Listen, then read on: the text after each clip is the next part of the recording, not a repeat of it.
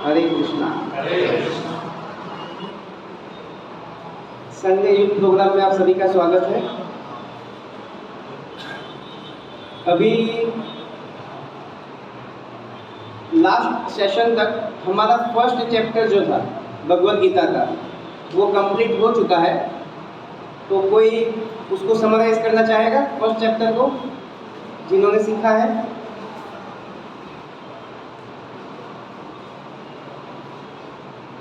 जो भी हिंट्स आपको पता है, बाद में मैं तो कर ही दूंगा।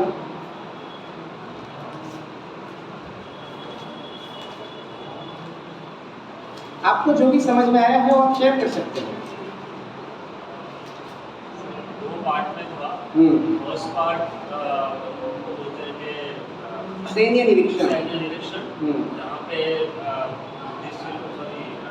धृतराष्ट्र से शुरू होते हुए संजय से शुरू होते हुए दुर्योधन ने किस तरह से सामने वाले पक्ष का विवरण दिया, और वहाँ से बाद में कुरुक्षेत्र के सेकेंड पार्ट में जहाँ पे अर्जुन विषाद योग पे आते हैं, जहाँ पे हम लोग ने अर्जुन ने पहले सामने की क्या बोलते हैं श्री कृष्ण जी से कहा कि मुझे सामने के पक्ष की सेना को देखना है और मेरे रथ को बीच में ले जाइए। और वहाँ से फिर बाद में दो पार्ट हमने देखा डिप्रेशन के सिम्टम्स। डिप्रेशन में भी कैसा कि एक को अपने परिजनों का नुकसान होते हुए दिखता था, दूसरा फूल का नाश होते हुए दिखता था। उसको दो तरह का ये वेरी गुड। देखिए फर्स्ट चैप्टर जो है बेसिकली भगवद गीता का वो प्लेटफॉर्म सेटिंग है। भगवद गीता का जो रियल उद्देश्य है उसके लिए स्टेज सेटअप है। फर्स्ट चैप्टर उसका स्टार्ट होता है धृतराष्ट्र से। तो धृतराष्ट्र की जिज्ञासा कि भाई वहाँ पे कुरुक्षेत्र में क्या हो रहा है, उसके अलग अलग भाव में उसको हमने डिस्कशन किया था। धृतराष्ट्र के बाद धीरे धीरे करके फर्स्ट चैप्टर में एक एक करके कैरेक्टर रिवील होते हैं। पहले धृतराष्ट्र, उसके बाद Sanjay. Sanjay from the very beginning उसका मूड क्लियर है, उनका मूड क्लियर है। उनको पता है कि धृतराष्ट्र को मुझे क्या मैसेज देना है, इसीलिए उन्होंने दुर्योधन को राजा कह के संबोधित किया। क्यों? क्योंकि दुर्योधन धृतराष्ट्र को ये समझाना था कि देखिए महाशय, आप अभी राजा सिर्फ कहना नहीं कि राजा है, लेकिन एक्शन सभी जो है वो दुर्योधन दे रहे हैं। धृतराष्ट्र के बाद संजय, संजय के बाद दुर्योधन, उसके बाद भीष्म, भीष्म के बाद कृष्ण की एंट्री, उसके बाद अर्जुन। इस तरह से कैरेक्टर इसमें स्टेप बाय स्टेप रिवील होते हैं। वहाँ पे पहले पार्ट में सेना के निरीक्षण आएगा, दुर्योधन अपनी और सामने वाले पक्ष की सेना का विवरण करेगा। वहाँ पे सभी जो संकेत है वो पांडवों की विजय की ओर लेके जाते हैं। लेकिन वहाँ पे कहानी में एक ट्विस्ट आता है। अर्जुन अचानक से बोलते हैं कि मुझे सामने वाले की सेना जो है उसका निरीक्षण करना है। उसमें भी दो भाव है, एक तो क्षत्रिय भाव कि कौन कौन मेरे साथ युद्ध करने आया है, मैं देख लूँ, देखे जरा किसमें कितना है दम। एक तो वो वाला भाव था, और दूसरा वाला भाव कौन सा था? एक इमोशनल टच था कि हमारे साथ इतना अन्याय हुआ है, फिर भी हमारे कुछ रिलेटिव जो है, हमारे कुछ वेल विशर्स जो है वो सामने के पक्ष में जाके खड़े हैं। देखे तो सही वो युद्ध के लिए कितने उत्सुक है। तो वो एंगल से अर्जुन ने इच्छा व्यक्त की कि मुझे सामने पक्ष में जो योद्धा है उनका निरीक्षण करना है। भगवान की चालाक है, भगवान ने भीष्म और द्रोण के सामने रथ को रख दिया और बाद में बोला देखो। जब अर्जुन ने देखा कि यहाँ पे तो गुरु द्रोण है, भीष्म है, तो वो डिप्रेशन में आ गए। और डिप्रेशन के सिम्टम्स क्या है? 1.28 से लेकर 1.30, ये टोटल 9 सिम्टम्स है डिप्रेशन के। तो ये डिप्रेशन आने का कारण क्या था? दो रीजन थे। एक तो फियर ऑफ लूजिंग रिलेटिव्स और फियर ऑफ गेटिंग सिन। अपने स्वजनों को गंवाने का भय था। और दूसरा था कि हमें पाप लगेगा, कुल का नाश होगा। तो स्वजन को घुमाने का भय क्यों था? क्योंकि अगर स्वजनों को मार के विजय प्राप्त हो गई तो वो एक तो अश्रेयस्कर है। ये सब अर्जुन की रीजनिंग्स है। उसके बाद किन 1.32 उससे क्या लाभ होगा? 1.34 नता अपनी मधुसूदन, अगर वो लोग हमें मार भी देते हैं तो भी कोई प्रॉब्लम नहीं है। 1.35 कोई प्रसन्नता नहीं होगी। अपि त्रिलोकेश्य राजस्य पापमेवाश्रयत, अगर मुझे पृथ्वी का राज्य छोड़ो, तीनों लोगों का राज्य भी मिलता है तो उससे मुझे कोई प्रसन्नता नहीं होने वाली। 1.36 में अर्जुन कहते हैं कि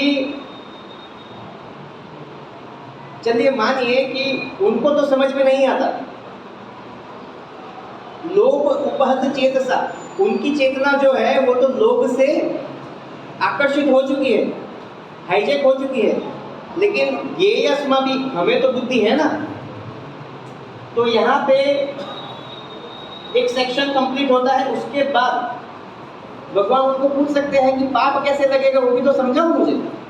तो अर्जुन ये पूरा सीरीज दिखाते हैं जो वेरी इंपॉर्टेंट पॉइंट है इवन सोशल ऑर्डर के लिए भी। तो कुल का नाश होगा, जो स्वजन है, वडील है, उनका नाश होगा। उससे क्या होगा? घर में जो रीति रिवाज है वो समझाने वाला कोई नहीं रहेगा। अगर घर में किसी की मृत्यु हो जाती है तो जो खाट बांधते हैं वो भी कौन सिखाता है? घर के वडील समझाएंगे।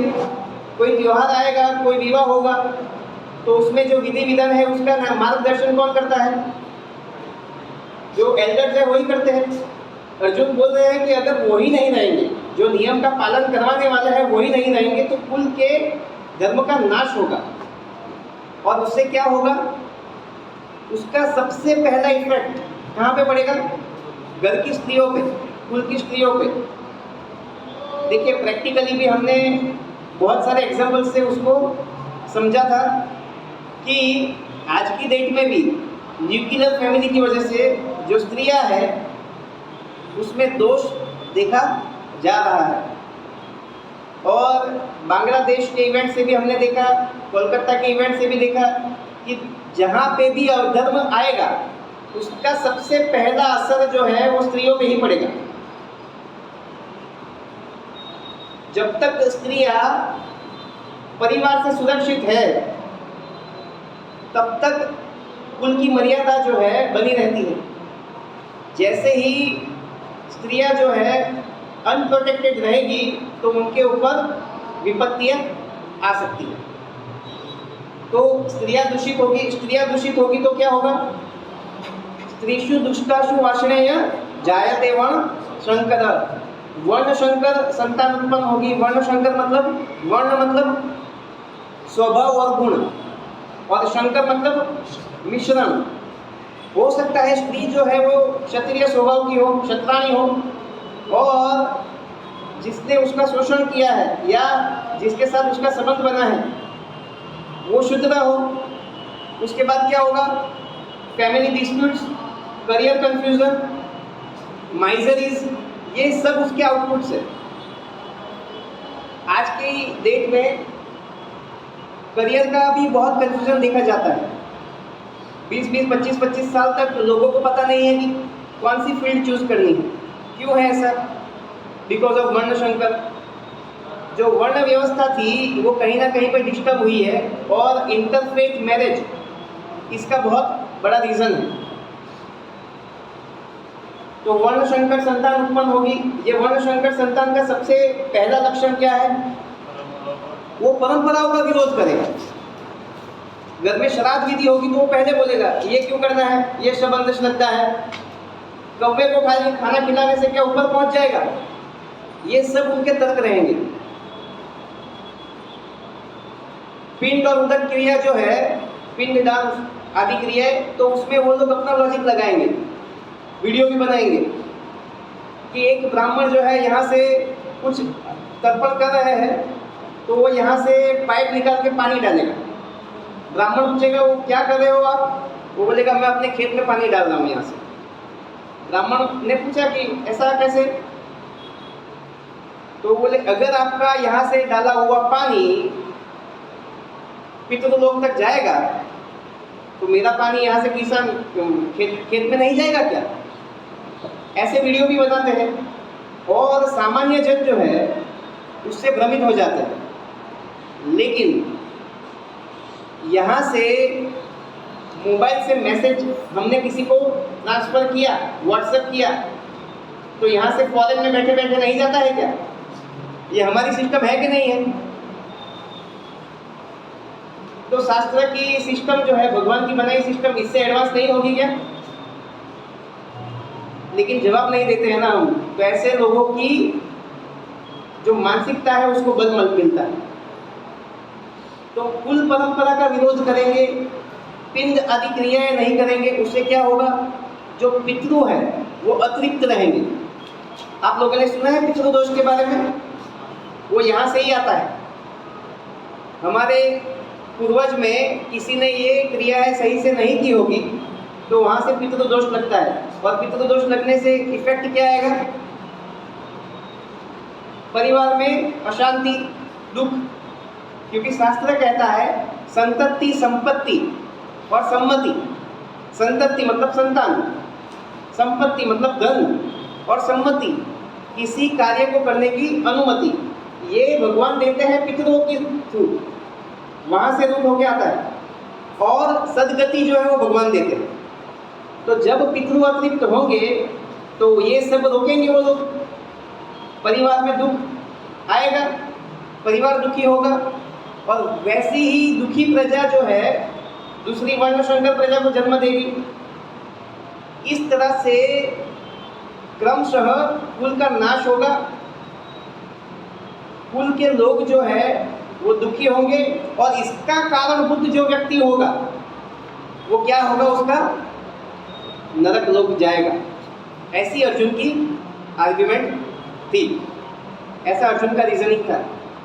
ये बोल के अर्जुन ने वापिस एक बार बोला कि इससे तो अच्छा कि वो लोग मुझे मार दे और मैं मर जाऊं। ये महापाप, महत पापम, ये महापाप करने से मैं बच जाऊंगा। और इस तरह से अर्जुन ने क्या किया? अपना गांडीव जो है रथ पे रख दिया और बैठ गए कि मुझे युद्ध नहीं करना है। यहाँ पे फर्स्ट चैप्टर जो है वो कंप्लीट होता है। देखिए हमारे भी जीवन में हम भी कई बार निराश हो जाते हैं। हमको पता नहीं चलता कि क्या करना चाहिए, क्या नहीं करना चाहिए। और आप लोगों ने भी कई बार ऐसी सिचुएशन फेस की होगी। एग्ज़ाम में हमारा प्रिपरेशन बहुत अच्छा है, लेकिन एग्ज़ाम के अगले दिन ही हमको लगता है कि भाई अभी नहीं जाना है, मेरा क्या होगा? अगर मैं फेल हो गया तो मेरे माता पिता ने इतनी फीस पे की है, उनका क्या होगा? मेरे रिलेटिव्स जो है वो मेरी बातें बनाएंगे, मेरी मजाक उड़ाएंगे, दोस्तों के सामने मैंने बड़ी बड़ी बातें की है, मेरा क्या होगा? किसी का ब्रेकअप हो चुका है तो उसको लगता है कि अभी ये लड़की ने मुझे छोड़ दिया, अभी तो मेरा जीवन खत्म हो गया, मैं किसी काम का नहीं हूँ, कोई मुझसे प्रेम नहीं करता है। ऐसी अनेकों सिचुएशंस लोगों की लाइफ में आती है। कई लोग जो है आज की डेट में कौन एडिक्ट है? नेटफ्लिक्स, यूट्यूब, सोशल मीडिया, उसमें पोर्नोग्राफी से एडिक्ट है। और ऐसा नहीं है कि वो लोग उसमें बहुत खुश है, लेकिन कहीं ना कहीं पे वो लोग उससे एडिक्टेड है। कोई ड्रग्स से एडिक्टेड है, कोई स्मोकिंग से एडिक्टेड है, कोई लिकर से एडिक्टेड है। तो सभी लोग कहीं ना कहीं पे एडिक्टेड है, और वो एडिक्शन के चलते वो लोग डिप्रेशन में रहते हैं कि क्या करूँ, ये छूट ही नहीं पाता। कल एक व्यक्ति मुझे मिला था, वो मेरे पास रिटर्न करवाने के लिए आया था। तो उसका अकाउंट देखा तो जो ऑनलाइन गेमिंग नहीं होता है, रमी इत्यादि, वो खेलता है। बोला तेरा जॉब का टाइमिंग क्या है? बोले 24 आवर्स। वो कोई डिलीवरी कंपनी जो है ना, डिलीवरी पार्सल करते हैं, वो कंपनी में जॉब करता है। बोले हमको रात को भी कई बार रिप्लाई देना है। बोला सोता कब है तू? बोले कुछ नहीं, सोता नहीं हूँ मैं, कभी सोता हूँ कभी नहीं सोता हूँ, बस गेम खेलता रहता हूँ। बोले कैसे? बोले बचपन से आदत है। यार बचपन से आदत है, तू अभी है 32 ईयर्स का और गेम वेम तो चालू हुआ 5-7 साल से ऑनलाइन। बोले पहले फिजिकल खेलता था, अभी ऑनलाइन खेलता है। और उसको मैंने बोला कि बंद कर देना चाहिए तुम्हें ये, इससे क्या होगा, टाइम वेस्ट होगा, फंड वेस्ट होगा और हेल्थ वेस्ट होगा। बोले छोड़ना तो मुझे है लेकिन छोड़ नहीं पा रहा हूँ, क्या करूँ? तो उसने भी ये एडमिट किया कि वो उसी कारण से डिप्रेशन में रहता है। तो अलग अलग व्यक्ति अलग अलग सिचुएशन से ग्रसित है, और अगर उसको एक ही लाइन में लेके आएंगे, जो अलग अलग डिप्रेशन है उसको एक ही लाइन में लेके आएंगे, तो एक लाइन में डिप्रेशन का रिजल्ट क्या है? आप अपने कर्तव्य से विमुख होते हो। आप स्टूडेंट हो, पढ़ नहीं पाएंगे, बिजनेसमैन हो, बिजनेस नहीं कर पाएंगे, मैनेजमेंट में हो, गवर्नमेंट में हो, तो आप बिना भ्रष्टाचार के रह नहीं पाएंगे। अगर कहीं पे सर्विस में हो तो राइट सर्विस प्रोवाइड नहीं कर पाएंगे, उसमें काम चोरी करेंगे। अगर ब्रह्मचारी हो तो भगवान की सेवा में अपना मन नहीं लगा पाएंगे। ब्रह्मचारी होके भी लड़कियों में मन लगेगा, मन जाएगा इधर उधर। गृहस्थ है तो एक्स्ट्रा मैरिटल अफेयर होगा, घर में भक्ति नहीं होगी। वानप्रस्थ है तो भगवान के भजन के अलावा गांव की चुगली होगी। और सन्यासी है तो पूरी तरह से भगवान में एकनिष्ठ होने की बजाय वो लोग समाज सेवा में लगेंगे। ये सभी जो रिजल्ट हम देख रहे हैं सोसाइटी में, ये सभी जो है वो डिप्रेशन का ही रिजल्ट है। उसको आप स्ट्रेस बोलेंगे, डिप्रेशन बोलेंगे, फ्रस्ट्रेशन बोलेंगे, उसका रिजल्ट ये है कि वो आपको अपनी ड्यूटी से विमुख करेंगे, जैसे अभी अर्जुन को किया है। अर्जुन ने बो रख दिया साइड में कि अभी मुझे युद्ध नहीं करना है। अभी ये देख के धृतराष्ट्र जो है, ऐसा हो सकता है कि खुश हो जाए कि चलो अच्छा है, काम हो गया अपना। तो उसके लिए अभी संजय जो है उनको वार्न करेंगे 2.1 में। लेकिन इससे पहले सेकंड चैप्टर का सिनॉप्सिस देख लेते हैं।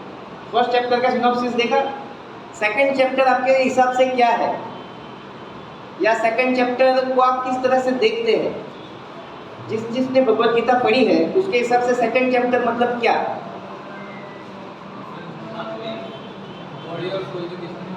अच्छा, बॉडी और सोल के बीच में डिफरेंस, सांख्य योग। ओके, और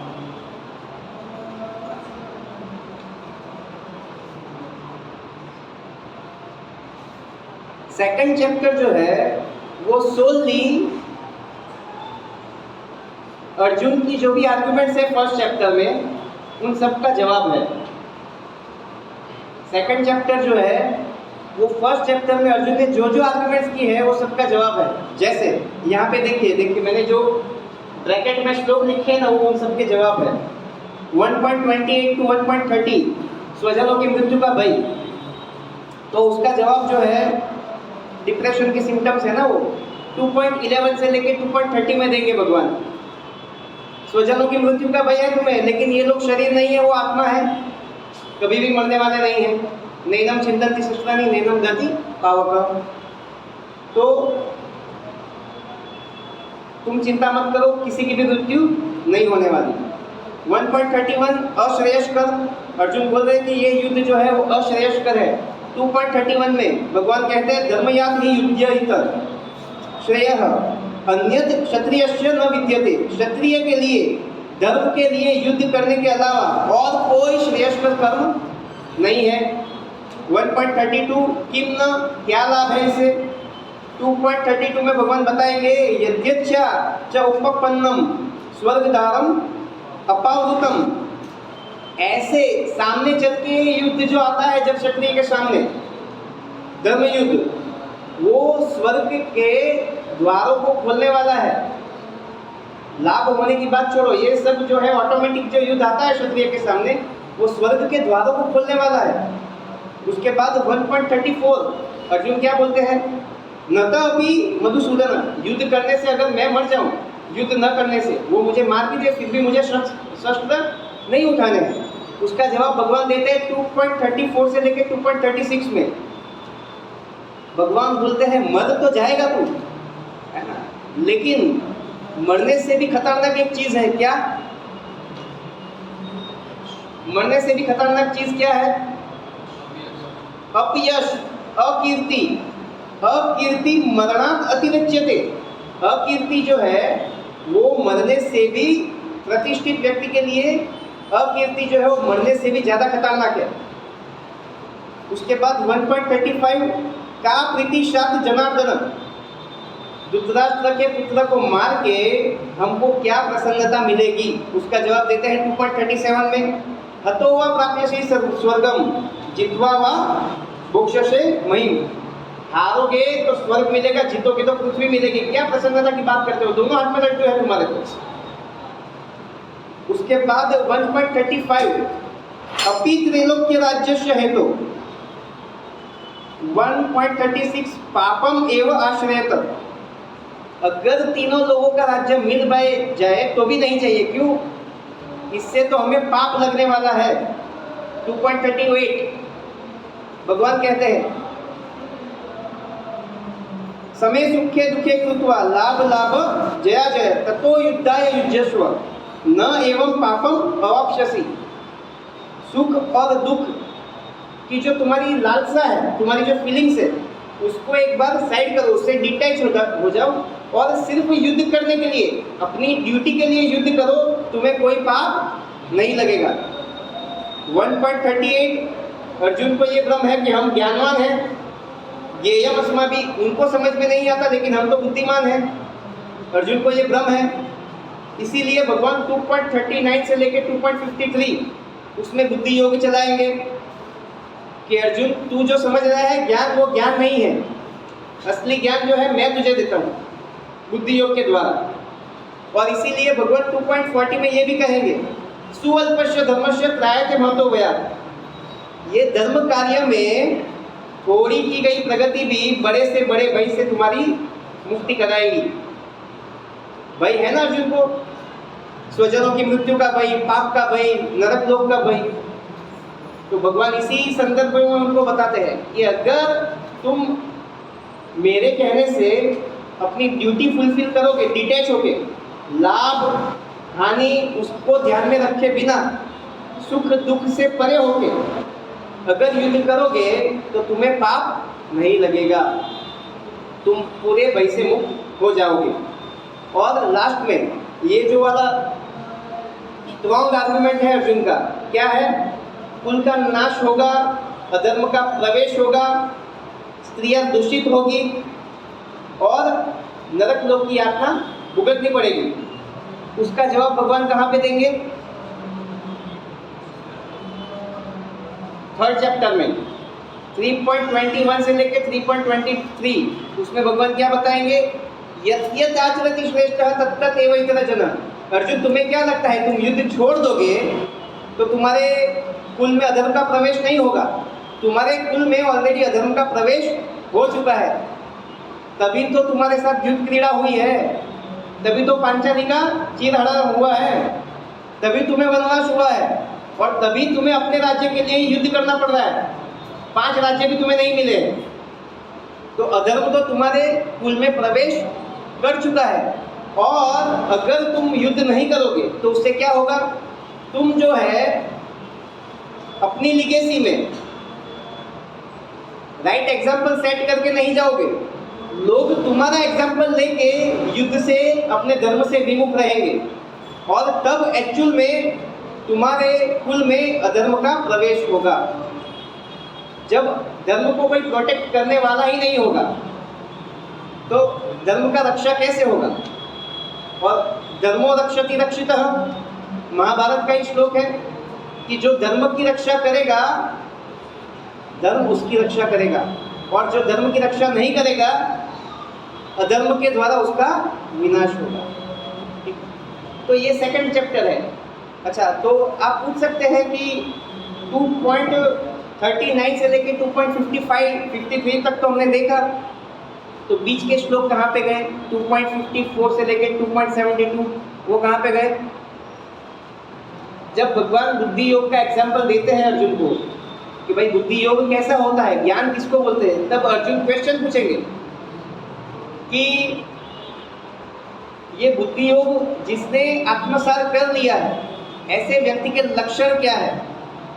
और सही मायने में पूछने का भाव क्या है कि ऐसा व्यक्ति अगर मेरी जगह पे होता तो युद्ध करता कि नहीं करता। लक्षण पूछने का भाव ये नहीं कि अर्जुन को उसके बारे में कुछ जानना है। अर्जुन की सुई एक ही जगह पे अटकी है कि आप जो बता रहे हो अगर ऐसा व्यक्ति सामने उपस्थित है तो वो क्या करेगा। देखिए, हमारे लिए भी जो रोल मॉडल्स होते हैं जेन्युइनली, तो हम जब विकट परिस्थिति में होते हैं तब उनको याद करते हैं, है ना, कि अगर ये व्यक्ति यहाँ पे होता तो क्या करता। सोचते हैं नहीं सोचते हैं?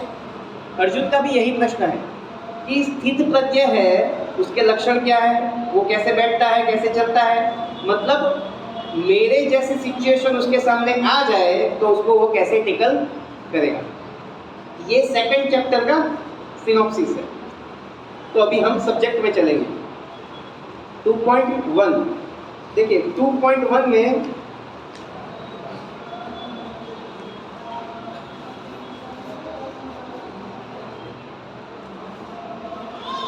हमने देखा कि फर्स्ट चैप्टर में जब अर्जुन ने अपने गांडीव को साइड पे रख दिया तो धृतराष्ट्र को ऐसा फील आ गया होगा कि अभी अर्जुन तो जो है वो हताश हो गए हैं और अर्जुन भयभीत भी है।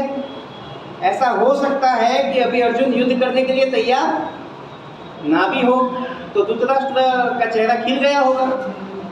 लेकिन संजय तो भक्त है ना, और वो सिर्फ देख नहीं सकते, वो मन की बातों को भी जान सकते हैं। तो अर्जुन के मन की बात को वो जानते हैं, इसीलिए 2.1 में बोलते हैं वो, संजय उवाच तम तथा कृपया आविष्टम अश्रुपूर्ण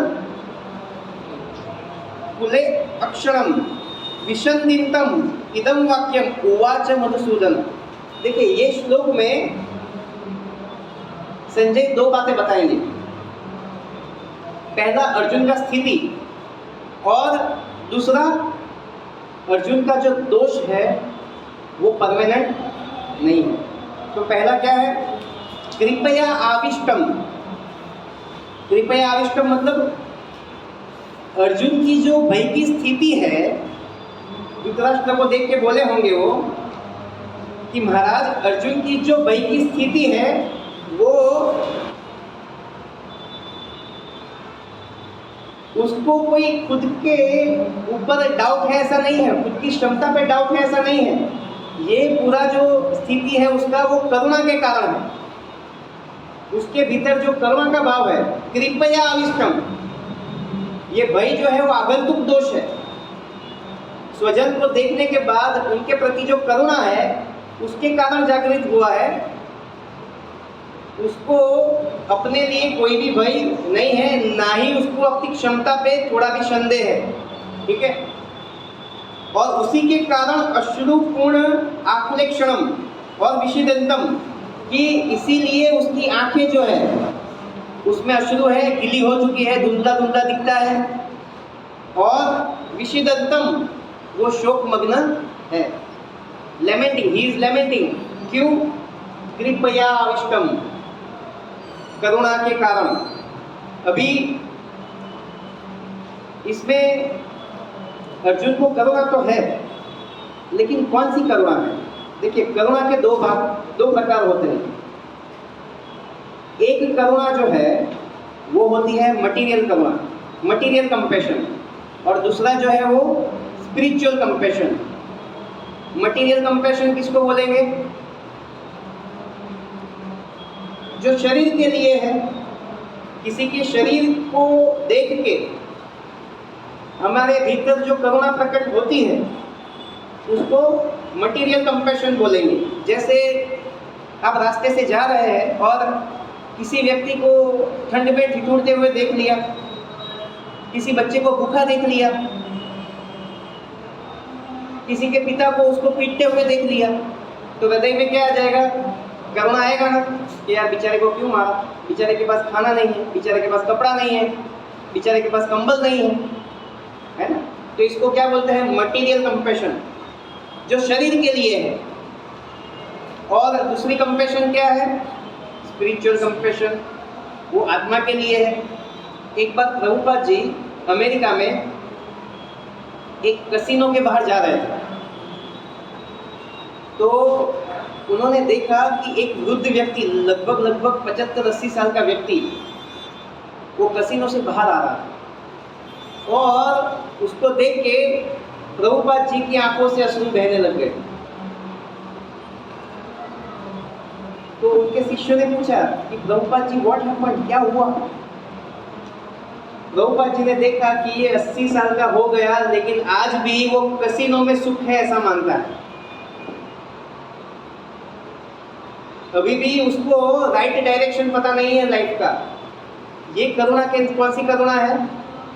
स्पिरिचुअल कंपैशन है ये। और अर्जुन जो अभी कंपैशन दिखा रहे हैं वो कौन सी कंपैशन है? Material compassion. और इसके लिए प्रभुपाद जी अपने तात्पर्य में एक उपमा भी बहुत अच्छी देते हैं। वो कहते हैं कि अर्जुन की जो करुणा है वो किस तरह की करुणा है? जैसे एक व्यक्ति नदी में डूब रहा हो और बाहर खड़ा हुआ व्यक्ति, वो व्यक्ति के लिए शोक नहीं कर रहा है लेकिन उसके कपड़ों के लिए शोक कर रहा है। अगर आप बीच पे है और कोई व्यक्ति डूब रहा है और 2-4 लोग चिल्ला रहे बचाओ बचाओ बचाओ, और 5वां आके बोले उसके कपड़े बचाओ, क्या लगेगा आपको? पागल है क्या तू? चलो वो मर जाएगा, उसके कपड़े का क्या? तो अर्जुन का भी वही सीन है। अर्जुन मटीरियल लेवल पे कंपैशन दिखा रहे हैं। उसका प्रमाण क्या है? अर्जुन को अपने स्वजनों के शरीर की चिंता है कि ये लोग की मृत्यु हो जाएगी वध करने से, लेकिन उससे थोड़ा उल्टा सोचते हैं। अगर अर्जुन युद्ध नहीं करेंगे, उनका वध नहीं करेंगे, तो क्या वो लोग अमर रहेंगे? हमेशा जीवित रहेंगे? मृत्यु होने वाली है। और उसका रिजल्ट क्या होगा? अगर इन्होंने युद्ध नहीं किया, इनका वध नहीं किया, तो उसका रिजल्ट क्या आएगा? ये लोग तो पाप आचरण में लग चुके हैं और पाप करेंगे। अभी सोचो, जो व्यक्ति, जो डीएड कंपनी एक राजा की पत्नी को बड़ी सभा में अपमानित कर सकता है, जो कुल के श्रेष्ठ भीष्म पितामह, गुरु द्रोण, विदुर जी, उनका अपमान कर सकता है, वो क्या ही नहीं कर सकता। और उसको रोकेगा कौन? क्योंकि जहां पे ये दुष्कर्म हुआ था वहां पे भीष्म पितामह भी थे, गुरु द्रोण भी थे, कृपाचार्य भी थे, सभी लोग उपस्थित थे वहां पे। कोई भी रोक पाया था क्या इसको? तो आगे कोई रोक पाएगा इसको? और नहीं रोक पाने की वजह से ये लोग भी पाप में उतने ही हिस्सेदार रहेंगे। तो यही शरीर उनके पास रहा तो क्या होगा? ज़्यादा से ज़्यादा पाप करेंगे। ज़्यादा से ज़्यादा पाप करने के कारण आगे जाके आत्मा का पतन करेंगे। नरक आदि योनि में उनका पतन होगा, ये तो नक्की है। उसके सामने अगर ये लोग युद्ध करेंगे, अर्जुन युद्ध करेंगे, तो उसका रिजल्ट क्या होगा? अगर अर्जुन युद्ध करेंगे तो उसका रिजल्ट क्या होगा? धर्मक्षेत्र है, यहाँ पे उनका वध हो जाएगा तो क्या होगा?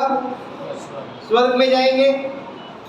स्वर्ग में आने के बाद नए शरीर के साथ उनकी स्पिरिचुअल जर्नी रीबिगिन होगी, रीस्टार्ट होगी।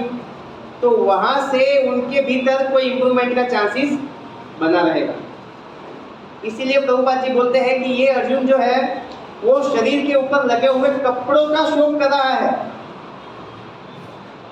और आत्मा और शरीर के उपलक्ष्य में देखेंगे तो शरीर जो है वो आत्मा के ऊपर लगे हुए कपड़ों के समान है। तो आत्मा की चिंता ना करके अर्जुन जो है वो कपड़ों की चिंता, शरीर की चिंता कर रहा है। ठीक है, तो रियल कंपैशन क्या है? संजय का मैसेज कि भाई ये जो है कृपया आविष्कम, ये करुणा के कारण है। और दूसरा, ये धृतराष्ट्र को बताना चाहते हैं संजय कि पिक्चर अभी बाकी है मेरे दोस्त। कैसे?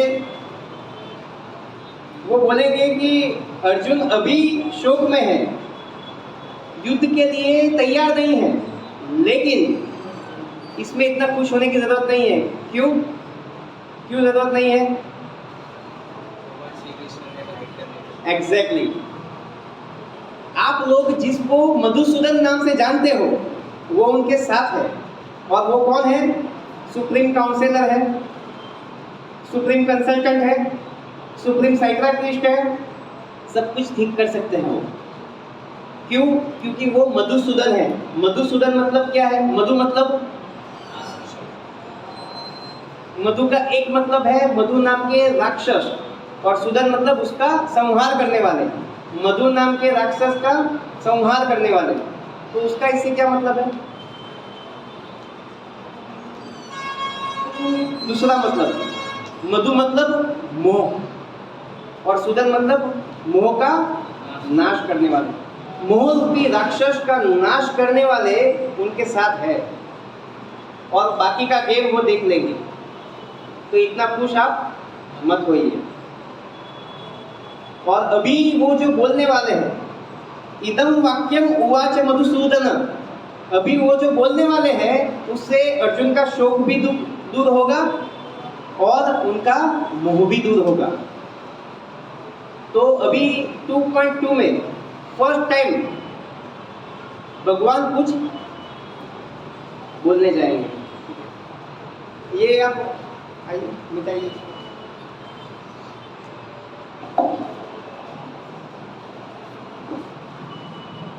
इसका फोटो ले लिया आपने?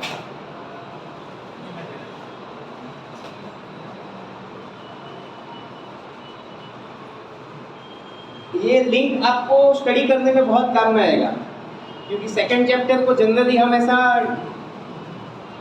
इंडिपेंडेंट मानते हैं, लेकिन आप समझिए कि भगवत गीता जो है वो ऐसा नहीं है कि भगवान जब भगवत गीता बोल रहे थे तो भगवान ने अर्जुन को ऐसा बोला होगा कि अर्जुन देख अभी पहला चैप्टर खत्म हुआ, अभी मैं दूसरा चैप्टर स्टार्ट करूंगा, पहले चैप्टर की टेस्ट अभी होगी तेरी। ऐसा नहीं है।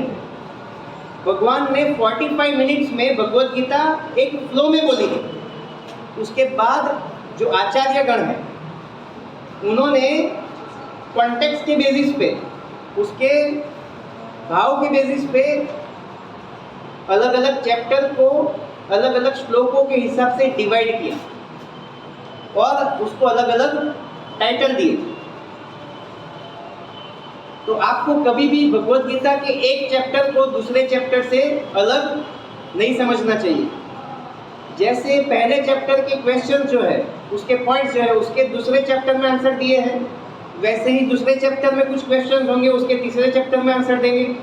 और ये लाइव पॉडकास्ट है, क्वेश्चन आंसर सेक्शन है, वही पूरी भगवत गीता में चलता है।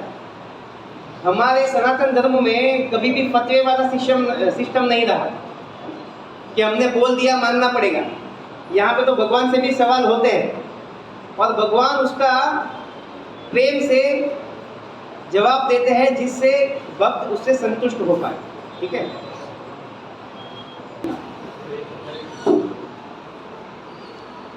देखिए व्हाट इज रियल कंपैशन वो हम देख चुके हैं।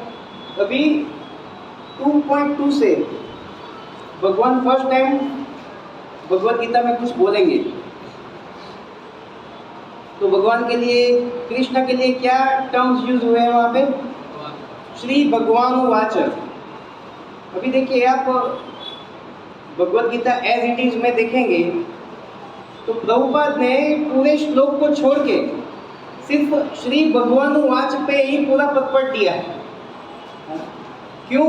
क्योंकि उस टर्म को समझना बहुत इंपॉर्टेंट है। जनरली सनातन धर्म में ये सब टर्म्स को देख के काफी कंफ्यूजन होता है। भगवान, परमात्मा, ब्रह्म, ईश्वर, परमेश्वर और देवी देवता। तो भगवान क्या है या भगवान शब्द को आप कैसे समझेंगे? ब्रह्म तत्व को कैसे समझेंगे? परमात्मा को कैसे समझेंगे? ईश्वर क्या है, परमेश्वर क्या है, देवी देवता क्या है, उसको थोड़ा समझने का प्रयास करते हैं। श्रीमद् भागवतम 1.2.11 उसमें आता है भगवान के साक्षात्कार के, परम तत्व सुप्रीम एलिमेंट के साक्षात्कार की 3 अवस्थाएं होती हैं, ब्रह्म, परमात्मा और भगवान। ब्रह्मेति परमात्मेति भगवानिति शब्दते। तो ब्रह्म क्या है? ब्रह्म क्या है? भगवान के शरीर से निकलने वाला प्रकाश। हाँ, सुप्रीम एलिमेंट जो है, परम तत्व जो है, उनसे निकलने वाली आभा, प्रकाश, जिससे हम सब ये भी आवृत है। उसके बाद परमात्मा कौन है?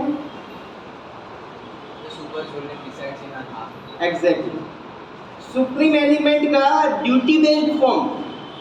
सुप्रीम एलिमेंट जो है वो जो कर्तव्य करते हैं, उनका जो कार्य है, क्रिया बेस्ड उनका जो तत्व है, उसको परमात्मा कहते हैं। वो क्या करते हैं? सबके हृदय में स्थित है। कैसे स्थित है? As a supreme nowhere.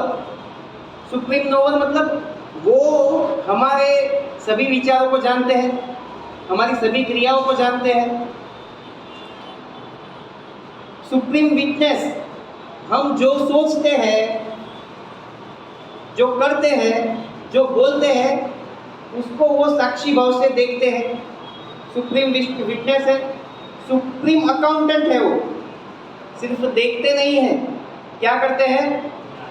हिसाब भी रखते हैं उसका, बैलेंस शीट टैली करते हैं हर बार। और उसी कारण से वो रिपोर्टिंग के बेसिस पे हमारा अलग अलग योनि में भ्रमण होता रहता है। तो क्या करते हैं? वो हमारा साथ छोड़ देते हैं? नहीं, वो सुप्रीम कंपेनियन भी है। सूर्यदम सर्वभूतानाम, वो हमारे परम मित्र है। हम कोई भी योनि में जाएंगे, अभी मनुष्य योनि में है, एक मच्छर की योनि में जाएंगे तो मच्छर के शरीर में भी वो हमारे साथ रहेंगे। एक सुअर की योनि में जाएंगे, सुअर बनेंगे तो वहाँ पे भी अगर हम मद खाएंगे तो भी वो हमारे शरीर में हमारे साथ रहेंगे। वो परमात्मा तत्व है। और भगवान सुप्रीम एलिमेंट का पूर्ण स्वरूप, सभी ऑपुलेंसेस के साथ जो उनका स्वरूप है, उसको क्या बोलते हैं? भगवान। तो भगवान क्या है? भग और वान। भग मतलब ऐश्वर्य, ऑपुलेंस, और वान मतलब धारण करने वाले। तो विष्णु पुराण में पराशर मुनि भगवान की डेफिनेशन देते हैं। व्यासदेव के पिता है वो, कि धन, शक्ति, यश, सौंदर्य, ज्ञान और वैराग्य, इसको धारण करने वाले को भगवान कहते हैं। देखो, इसको याद रखने का एक टेक्निक है। ये 6 जो भग है, ऐश्वर्य है, वो जनरली याद नहीं रहेंगे। 2 याद रहेंगे, 4 छूट जाएंगे, 4 याद रहेंगे, 2 छूट जाएंगे। तो उसको आप याद रख सकते हैं KPFWBS। K मतलब नॉलेज, P मतलब पावर, F मतलब फेम, कीर्ति, W मतलब वेल्थ, संपत्ति, B मतलब ब्यूटी और S मतलब सेक्रीफाइस, वैराग्य। ये जिनमें पूर्ण रूप से विद्यमान है। ये 6 तत्व जिसमें कभी कम नहीं होते हैं और हमेशा बढ़ता रहता है, उनको ही हम भगवान के रूप में स्वीकार कर सकते हैं। ये भगवान की डेफिनेशन है, भगवान की व्याख्या है। कोई भगवान है या नहीं, उसको चेक करने का ये पैरामीटर है। ठीक है, तो भगवान में ज्ञान पूर्ण है। कैसे? 5000 साल पहले जो भगवत गीता बोली थी उसमें एक भी श्लोक अपडेट करने की जरूरत नहीं पड़ी। उस टाइम पे जितना रिलेटिव था उतना ही अभी रिलेटिव है। पावर, शक्ति, 7 साल की आयु में गिरिराज गोवर्धन को धारण किया था, उनसे ज्यादा शक्तिमान कौन होगा भाई? फेम, कीर्ति, माखन चोरेंगे, वस्त्र हरण करेंगे, लेकिन वो लीला है। अगर हम में से कोई करेगा तो कैरेक्टर ढीला है, ठीक है, हम नहीं कर सकते हैं।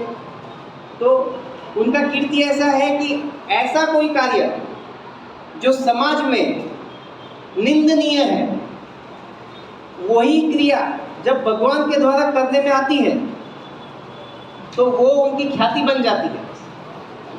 डाकोर में है ना, रणछोड़ मतलब कायर।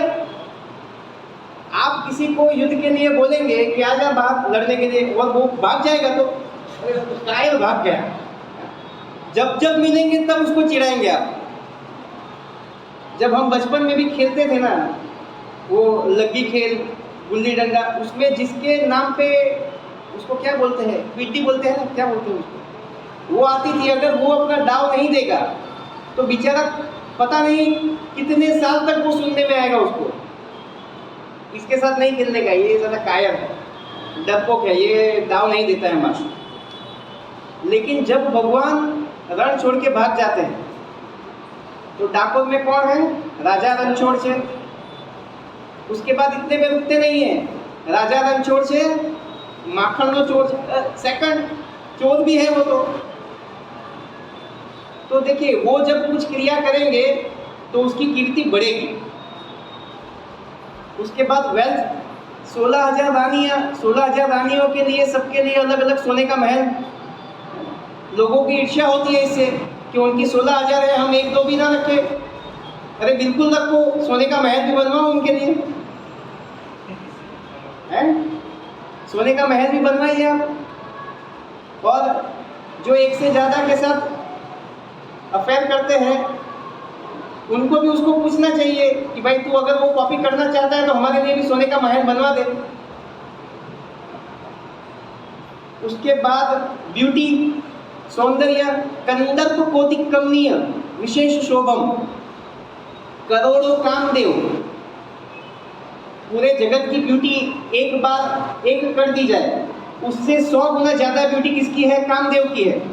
और ऐसे करोड़ों कामदेव इकट्ठा होंगे, उससे भी ज्यादा अधिक सौंदर्य किसका है? भगवान श्री कृष्ण का है। तो उनका सौंदर्य जो है दिन प्रतिदिन बढ़ता रहता है, कम नहीं होता है।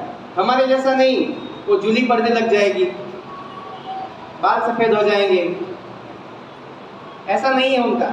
जैसे जैसे टाइम बढ़ता है उनका सौंदर्य बढ़ता है। और वैराग्य, देखिए उनमें वैराग्य ऐसा है कि उनसे सबसे निकटतम प्रियतम जो गोपियां हैं, उनसे उनका वियोग हुआ। उसके बाद वो पुनः ब्रज में नहीं गए, मथुरा छोड़ा, उसके बाद मथुरा नहीं गए। उनके सामने यदुवंश का विनाश हुआ, लेकिन उनको उस पर थोड़ा भी किंचित मात्रा भी शोक नहीं हुआ। ये उनका वैराग्य है। तो ये जो 6 गुण है जिसमें भरपूर है और कंटिन्यूस बेसिस पे बढ़ते हैं, कभी कम नहीं होते हैं, उन्हीं को हम भगवान के रूप में स्वीकार कर सकते हैं। तो कोई एग्जाम्पल से समझाएगा कि ब्रह्म क्या है, परमात्मा क्या है और भगवान क्या है? सर वो सन के एग्जांपल से समझाया जा सकता है। हाँ, वो प्रभुपाद ने सन के एग्जाम्पल से समझाया है कि देखिए, दूर से देखेंगे तो सूर्य का प्रकाश दिखेगा, तो प्रकाश क्या है? ब्रह्म है। उसके बाद थोड़े नजदीक जाके देखेंगे तो सूर्य का आकार दिखेगा, सपाटी दिखेगी उसकी, वो क्या है? परमात्मा। और अगर कोई योग साधना से सूर्य लोक में प्रवेश कर ले और देखे कि वहाँ पे भी जीव है, वहाँ पे भी जीवन है, सूर्य लोक के राजा है विवस्वान, अगर ये साक्षात्कार हो जाए तो उसको सूर्य लोक को कहा कि भगवान को कौन बोलेगा? वो क्या है? भगवान है। वो भगवान के साथ उसकी उपमा की जा सकती है। और दूसरा प्रैक्टिकल एग्जाम्पल, आपने सरकार का नाम सुना है? सरकार, गवर्नमेंट, देखा है कभी किसी ने? सब बोलते हैं ना सरकार कर लेगी, सरकार कर लेगी। देखा है कभी किसी को? सरकार को देखा है कभी किसी ने? नहीं देखा है। तो वो ब्रह्म है, दिखता नहीं है।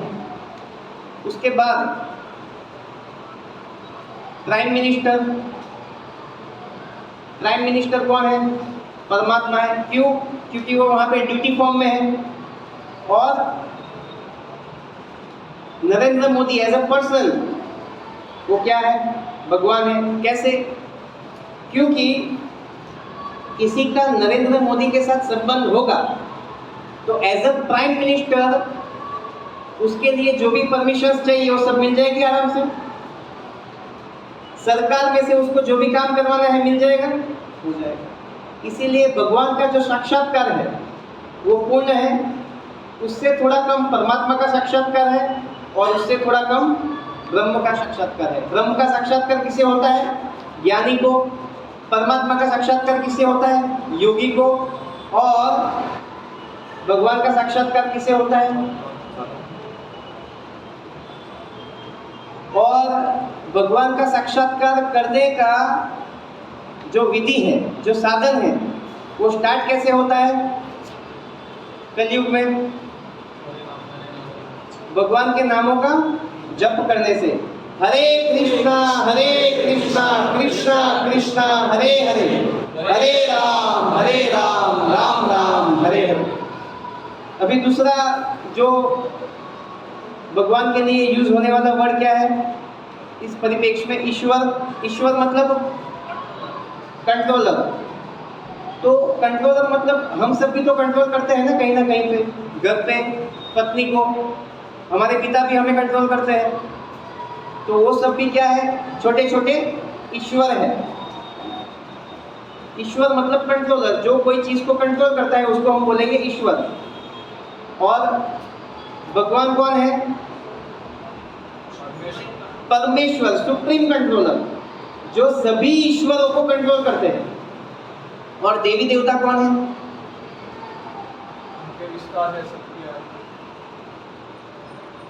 अगर भगवान प्राइम मिनिस्टर है और गवर्नमेंट ऑपरेट करते हैं तो सभी देवी देवता कौन है? मिनिस्टर्स हैं उनके। सबको अलग अलग मिनिस्ट्री दे दी गई है। सरस्वती देवी को एजुकेशन मिनिस्ट्री, लक्ष्मी जी को फाइनेंस मिनिस्ट्री, दुर्गा जी को डिफेंस मिनिस्ट्री। देखिए, ये सनातन धर्म में ही आप देखेंगे कि स्त्रियों को कितना सम्मान मिलता है। सभी की मिनिस्ट्रीज जो है वो देवियों के पास है। नारायण को भी कुछ चाहिए तो देवी के पास मांगना पड़ेगा। तो ये श्री भगवान उवाच के परिप्रेक्ष्य में ब्रह्म, परमात्मा, भगवान, ईश्वर, परमेश्वर और देवी देवता की कुछ व्याख्याएं हमने देखी। लेकिन ये तो सब व्याख्याएं हैं। यहाँ पे बात ये है कि कृष्ण के लिए, श्री कृष्ण के लिए श्री भगवान उवाच यूज क्यों हुआ है, उनको भगवान क्यों कहा गया है। उनको भगवान क्यों कहा गया है? है वो है, तो उसके कोई प्रमाण है? देखो, है ऐसे बोलने से नहीं होगा, आपके पास प्रमाण होना चाहिए। पहला तो कॉलेज उन्होंने 45 मिनट में पूरी भगवद गीता सांसद को अभी कोई 5-45 मिनट में भगवद गीता बोल देगा तो सेम रिपीट करेगा, तो श्लोक 700 है 700 याद है और रिपीट कर देगा, तो यहाँ पे फटाफट 1 से लेके 700 तक, तो उसको भगवान मान लेंगे हम? पर सर उनके एक्शंस को कोई रेप्लिकेट नहीं कर सकता है। हैं? उनके एक्शंस को कोई रेप्लिकेट नहीं कर सकता। जैसे आपने कहा कि 7 इयर्स की उन्होंने फिंगर से अभी तो VFX का जमाना है। ऐसे मतलब फेक हुआ ना। देखिए, ये सब बातें हैं, लेकिन आप शास्त्र में से कुछ भी बोलेंगे तो वो प्रमाण के साथ बोलना पड़ेगा। उसका साक्ष्य कौन देता है? ब्रह्मा जी देते हैं। ब्रह्म संहिता, ईश्वर परम कृष्ण सच्चिदानंद विग्रह अनादिरादि गोविंद सर्व कारण कारणम। ब्रह्मा जी बोलते हैं कि ईश्वर तो बहुत होंगे, लेकिन परमेश्वर कौन है? परम ईश्वर कौन है? कृष्ण। ईश्वर परम कृष्ण सच्चिदानंद विग्रह। उनका विग्रह कैसा है? सत्य चित आनंद से बना हुआ है। हमारे शरीर की तरह उसमें विकृतियां नहीं आती। अनादिरादि गोविंद, उसका कोई आदि नहीं है। क्यों? सर्व कारण कारण, सभी कारणों के कारण कौन है? भगवान श्री कृष्ण। उसके बाद शिव जी, रामचरितमानस क्या बोलते हैं वो? सच ही कहूँ उमा अनुभव अपना, सत्य हरि भजन जगत सब सपना। और श्रीमद् भागवतम में भी आता है, वैष्णवा नाम यथा शंभु। सभी वैष्णवों में जो शिव जी है वो महान वैष्णव है। और माता पार्वती से क्या बोला है उन्होंने? उमा, मैं जो बोल रहा हूँ वो सुनो, ये जगत जो है वो सपने जैसा है। तो उसमें सत्य क्या है? सिर्फ हरि का भजन। तो वहां पे भी शिव जी जो है भगवान श्री कृष्ण की सुप्रीमेसी को प्रूव करते हैं। और सबसे practical yet very effective proof कौन देता है? अभी थोड़े समय में उनका बहुत धूमधाम से स्वागत होगा, गली गली में धूम होगी, और वो बुद्धि के देवता की नाम से विख्यात है। कौन है वो? गणेश जी। अभी मुझे ये बताइए कि महाभारत महाकाव्य किसने लिखा? गणेश जी ने लिखा। किसके कहने पे लिखा? व्यास देव जी जो है वो डिक्टेट कर रहे थे डिक्टाफोन में, और गणेश जी जो है वो उसका टाइपिंग कर रहे थे। तो जब व्यास देव जी को ये पंचम वेद की रचना करनी थी, तो उन्होंने गणेश जी का आह्वान किया देवी देवताओं के रिकमेंडेशन पे कि इनको बुलाइए, ये ही लिख पाएंगे। ये ब्रह्मांड में सबसे ज्यादा बुद्धि इन्हीं के पास है। तो उनका आह्वान किया। गणेश जी ने बोला हाँ ठीक है, लिख देंगे, उसमें क्या है, बाएं हाथ का खेल है अपने। लेकिन हमारा एक कंडीशन है, जैसे ही आपके शब्द रुके मैं उठ के चला जाऊंगा, कंटिन्यूस चाहिए हमको, मुझे डिस्टर्बेंस पसंद नहीं है। तो व्यासदेव ने भी सोचा कि अभी ये कंडीशन इसने रखा है, मुझे तो नित्य क्रम भी करने हैं, त्रिसंध्या करनी है, भगवान का ध्यान करना है, वो कब करूंगा? तो व्यासदेव ने भी अपना यॉर्कर डाला वहां पे। उन्होंने बोला ठीक है, आपकी कंडीशन एक्सेप्टेड, लेकिन आपको भी मेरी कंडीशन का पालन करना पड़ेगा। वो कंडीशन क्या है? हाँ, मैं जो भी श्लोक बोलूंगा वो आपको समझ के लिखना है, आत्मसात करके लिखना है। तो गणपति जी तो बुद्धि के देवता, उन्होंने बोला क्या दिक्कत है, कोई बात नहीं। तो जब भी व्यासदेव को क्या है, कुछ क्रिया के लिए निकलना होता है, तो ऐसा कुछ गुगली फेंक देते थे।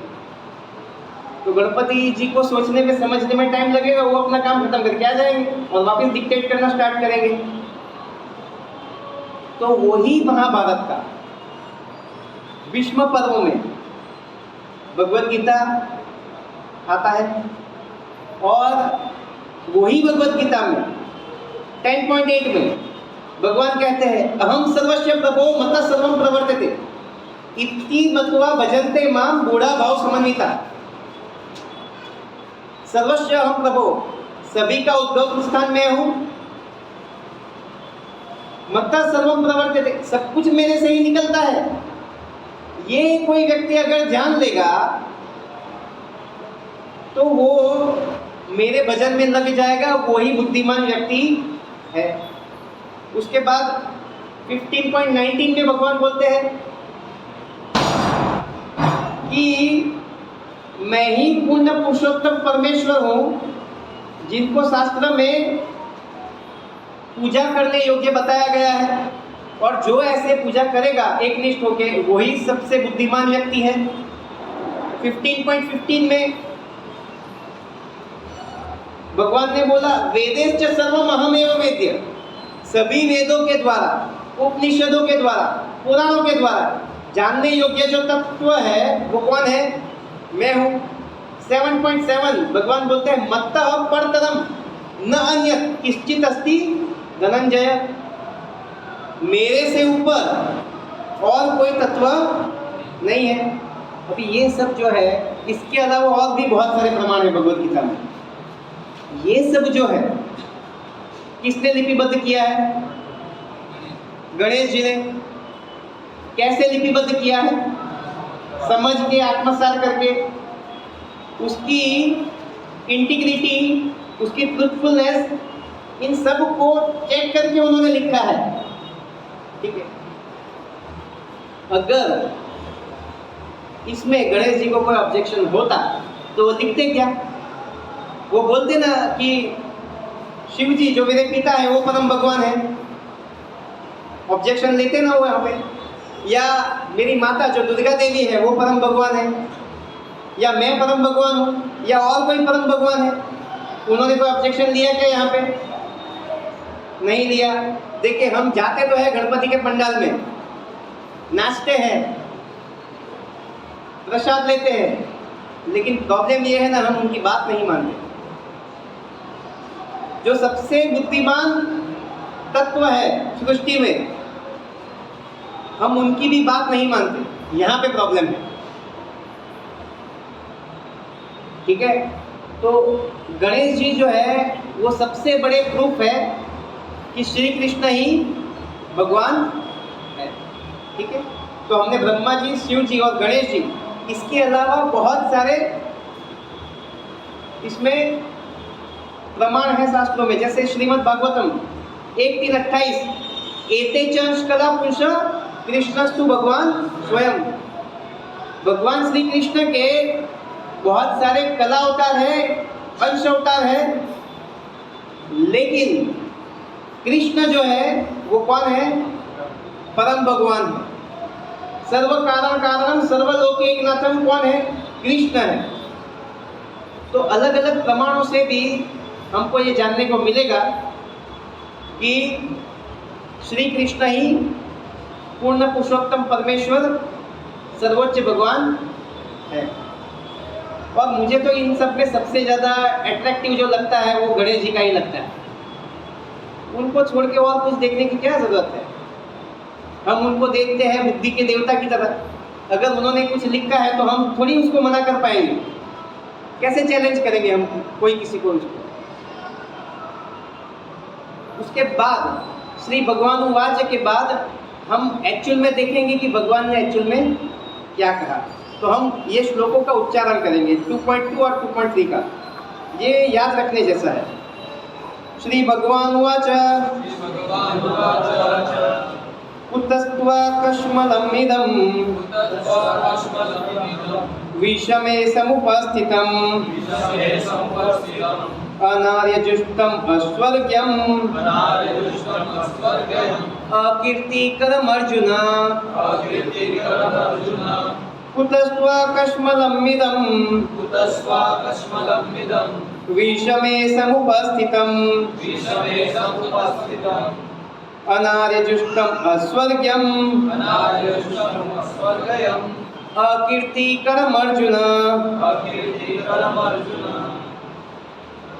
क्लेब्यमास्मगमः पार्थ क्लेब्यमास्मगमः पार्थ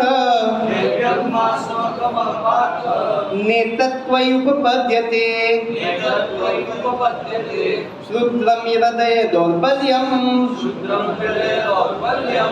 त्यक्त्वा उत्तिष्ठ परन्तप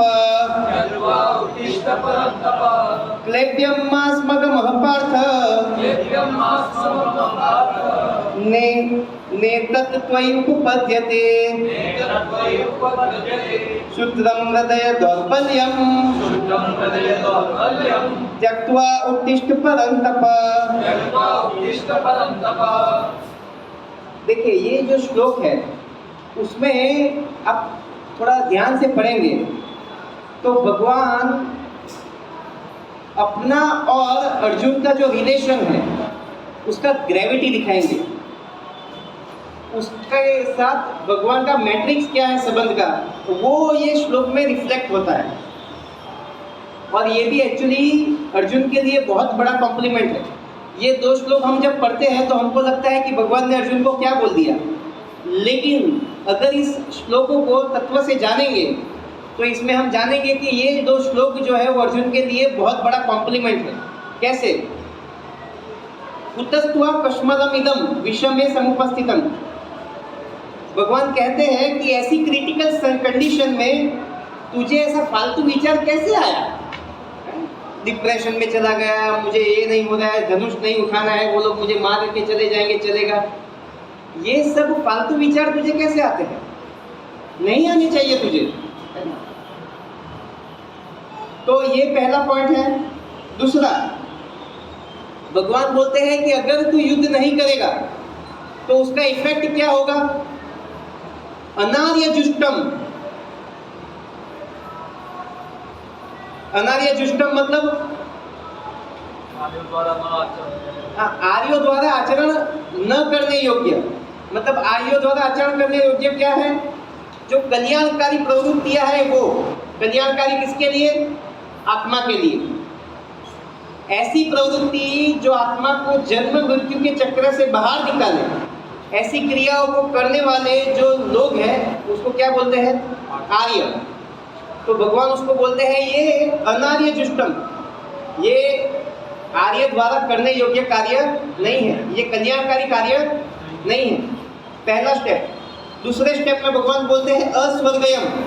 ठीक है भाई, तुझे कल्याणकारी कार्य में समझ में नहीं आता है, लेकिन संसार का जो सबसे टॉप मोस्ट भोग जो है वो क्या है? स्वर्ग। ये तो स्वर्ग भी नहीं दिलाएगा तुझे। कल्याण की बात छोड़, ये तो स्वर्ग भी नहीं दिलाएगा।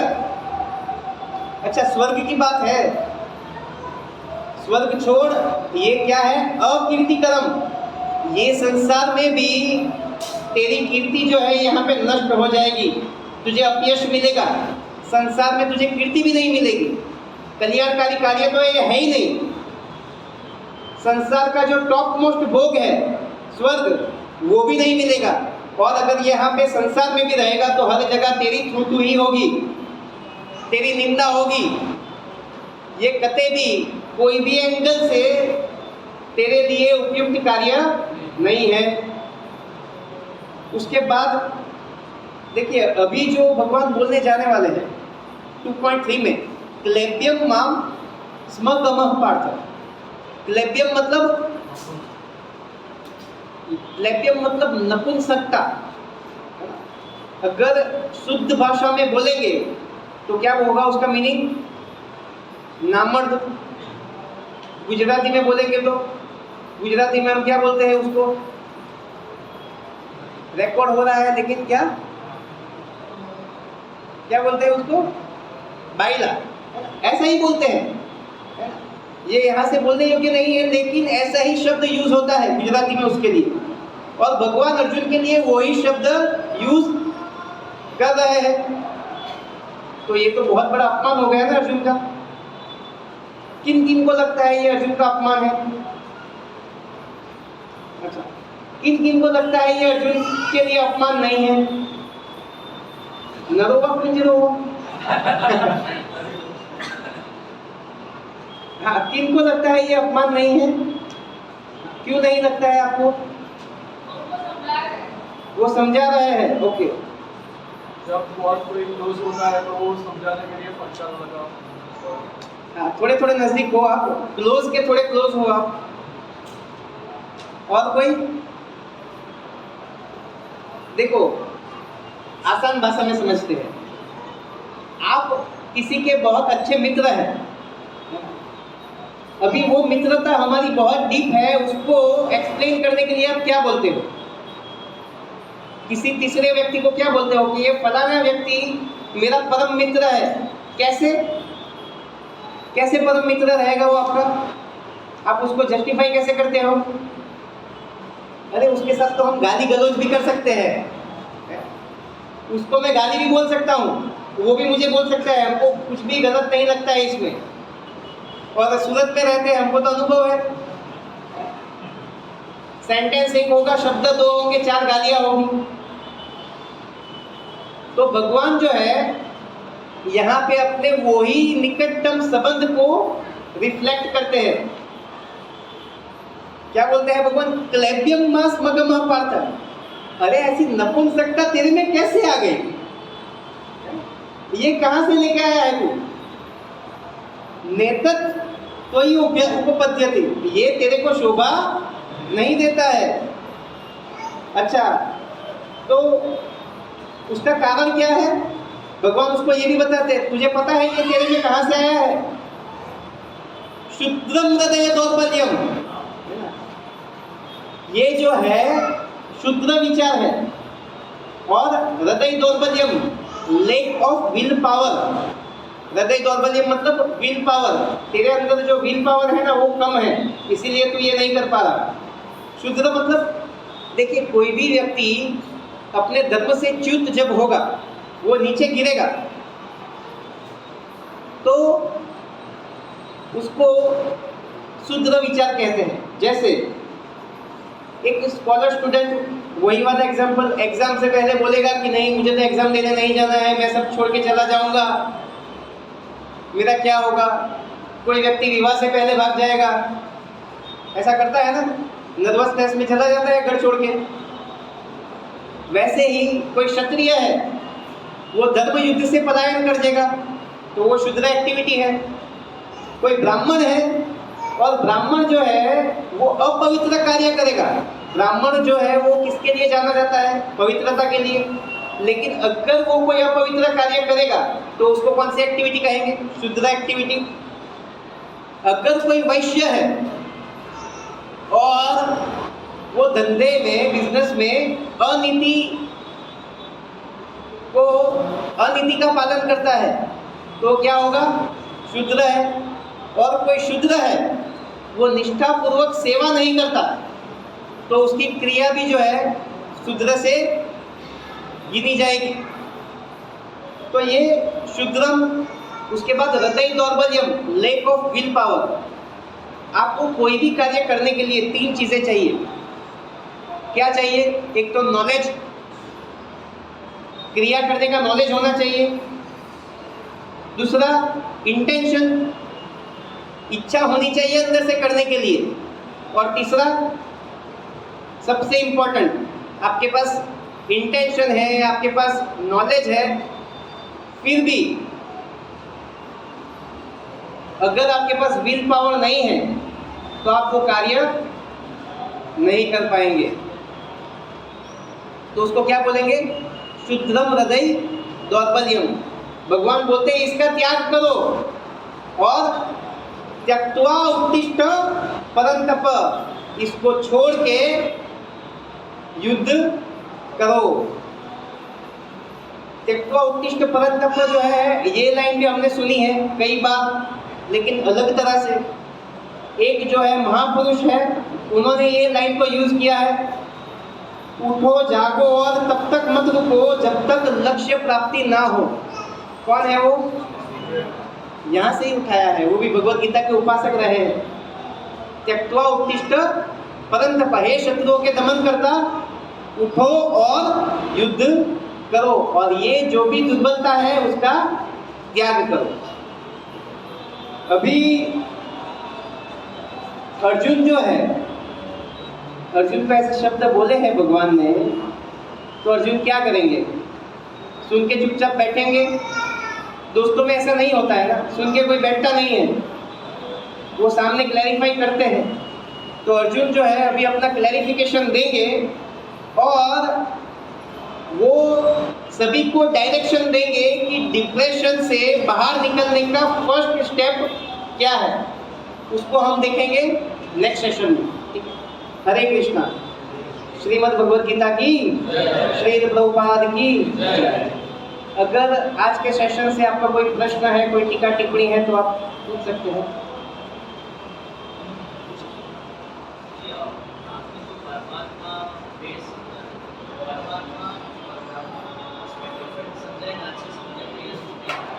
अच्छा, परमात्मा और ब्रह्म। ब्रह्म जो है वो भगवान का निराकार स्वरूप है, जिसमें भगवान के सत तत्व का सिर्फ समावेश होता है। जैसे सरकार, हमने एग्जाम्पल से समझा, जैसे सरकार है सबको पता है। किसी ने देखा है क्या? कोई सरकार को मिला है? नहीं मिला है। क्यों? क्योंकि वो एक वर्क प्रोफाइल को दिखाता है। परमात्मा जो है वो ड्यूटी बेस्ड पर्सनल फॉर्म है। अगर आप प्राइम मिनिस्टर के ऑफिस पे जाएंगे तो आपको प्राइम मिनिस्टर मिलेंगे, और प्राइम मिनिस्टर की सीट पे जो बैठने वाले व्यक्ति हैं वो इंडिविजुअल है, उसकी पर्सनल लाइफ भी है। अगर उनके घर में प्राइम मिनिस्टर के जो सीट पे जो व्यक्ति बैठे हैं उनके घर में बच्चा होगा और वो बोलेंगे कि दादाजी आप घोड़े बनो, तो वो घोड़े बनेंगे। उनकी पर्सनल लाइफ है। भगवान मतलब पर्सनल लाइफ, परमात्मा मतलब प्रोफेशनल लाइफ, और ब्रह्म मतलब जो प्रोफेशनल लाइफ से जो व्यवस्था बनी हुई है सभी के लिए, वो ब्रह्म है।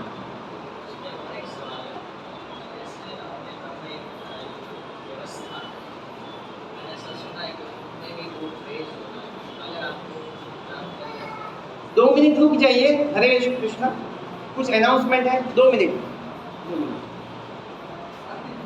उसमें भी 2 फेज होते हैं। मैंने शायद उसमें एक विष्णु का होता है, एक होता है, और एक ब्रह्म है। ऐसे ही सब जगह होता है, कुछ करता है। वो दूसरे अध्यायों में आएगा, तब उसको विस्तार से चर्चा करेंगे। नेक्स्ट। देखिए, सन में ऐसा है, सन को भी ले सकते हैं। उससे अलावा आप ट्रेन को देख लीजिए।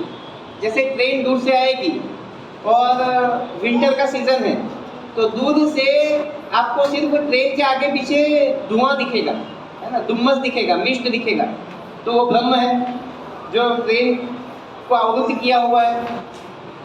थोड़े नज़दीक आएंगे तो आपको ट्रेन की लाइट दिखेगी, और एकदम नज़दीक आएंगे तो ट्रेन दिखेगी। ट्रेन के भीतर बैठे हुए पैसेंजर्स दिखेंगे, टीटी दिखेगा, ट्रेन चलाने वाला ड्राइवर दिखेगा। ठीक है, तो जो आवरण है, धुम्मस है, मिस्ट है, उसको आप ब्रह्म समझिए। दूर से जो लाइट दिखती है या ट्रेन का जो शेप दिखता है थोड़ा बहुत, उसको हम परमात्मा के स्वरूप मानेंगे। और ट्रेन निकट आने के बाद जो पूरी ट्रेन का सिस्टम देखते हैं हम ड्राइवर के सहित, उसको भगवान माने। वो पूर्ण साक्षात्कार है। तो एक ये भगवान शब्द जो हम महान ऋषियों के लिए और गुरु के लिए भी कभी कभी इस्तेमाल करते हैं, जैसे गुरुदेव भगवान या भगवान आदि शंकराचार्य जैसे ऋषि। ये भगवान में तो आपने जैसे क्वालिटी समझा ही, ऐसा शायद कोई विरोध नहीं है, मतलब, लेकिन शायद इतनी क्वालिटी उसमें ना हो। हाँ, लेकिन कुछ क्वालिटीज जो है कुछ सीमित अवस्था में स्थापित होती है, तो उनके लिए भी भगवान शब्द का यूज होता है। जैसे भगवान श्री कृष्ण के कुछ अंश अवतार हैं, सत्यावेश अवतार है। जैसे परशुराम जी, क्षत्रियों का नाश करने के लिए उनका जन्म हुआ था, प्राकट्य हुआ था, तो उनके लिए भी भगवान शब्द का यूज होगा। व्यास देव जी, जिनका जो अवतरण हुआ था वो शास्त्रों को प्रस्थापित करने के लिए हुआ था, लिपिबद्ध करने के लिए हुआ था, तो उनके लिए भी भगवान व्यासदेव करके यूज होता है। हम जब उनके लिए भगवान शब्द प्रयुक्त कर रहे हैं तो उनमें भी कृष्ण को ही, कृष्ण की शक्ति को देखते हैं। एग्जैक्टली। इसको हम ऐसे समझ सकते हैं कि षड्ऐश्वर्य पूर्ण भगवान है, जो षड ऐश्वर्य है, उसमें जो व्यक्ति में एक ऐश्वर्य भी होगा तो भगवान, हाँ, उनको हम भगवान की उपाधि देते हैं, भगवान से संबोधित करते हैं। लेकिन इसीलिए श्री कृष्ण के लिए पूर्ण पुरुषोत्तम परमेश्वर की भी उपाधि है, वो किसी के पास नहीं है। पूर्ण पुरुषोत्तम परमेश्वर एक ही है और कोई नहीं है, वो कृष्ण है। और इसका अगर विस्तार से आपको जवाब चाहिए तो आप 15वां अध्याय पढ़ सकते हैं, या हम 15वें अध्याय तक आए उसका वेट कर सकते हैं। ठीक? हरे कृष्ण। हरे कृष्णा। तो अभी हम भागवत गीता के ऊपर मयूर प्रभु का हम अभिवादन करेंगे। चैप्टर 2 के लिए ओवरव्यू उनको बहुत अच्छी तरह से समझाया है। तो हरे कृष्णा महामंत्र से हम अभिवादन करेंगे। हरे कृष्णा कृष्णा कृष्णा हरे हरे, हरे राम राम राम हरे हरे। और आज कितने यूथ नहीं आए हैं तो हम उसके लिए भी एक बार महामंत्र से अभिवादन करेंगे। हरे कृष्णा कृष्णा कृष्णा हरे हरे, हरे राम राम राम हरे हरे। तो अभी हमारा जो भागवत गीता मॉडर्न एज के ऊपर अभी कोर्स चल रहा है, तो उसके अंदर हम